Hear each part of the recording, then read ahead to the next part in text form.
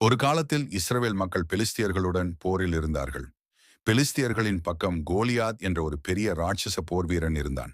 அவன் மிகவும் உயரமானவனும் பலமுள்ளவனும். தினமும் அவன் இஸ்ரவேல் படையினரை கேலி செய்து, யார் என்னோடு சண்டை போட வருகிறான் என்று சவால் விட்டான். அவனை பார்த்து எல்லாரும் பயந்தார்கள். யாருக்கும் அவனுடன் போராட தைரியமில்லை.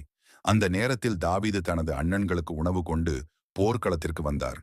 கோலியாத் தேவனுடைய மக்களை அவமதிப்பதை கேட்டதும் தாவீதுக்கு வருத்தமாக இருந்தது. தாவீது ராஜா சவுலிடம், நான் போய் அவனுடன் போராடுகிறேன், கர்த்தர் என்னோடு இருப்பார் என்றார். தாவீது கவசமோ வாளோ எடுக்கவில்லை. அவர் ஒரு கவ்வனும் 5 மென்மையான கற்களும் மட்டும் எடுத்தார்.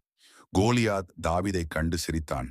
ஆனால் தாவீது, நான் சேனைகளின் கர்த்தரின் நாமத்தில் வருகிறேன் என்று சொல்லி கவனால் ஒரு கல்லை எறிந்தார்.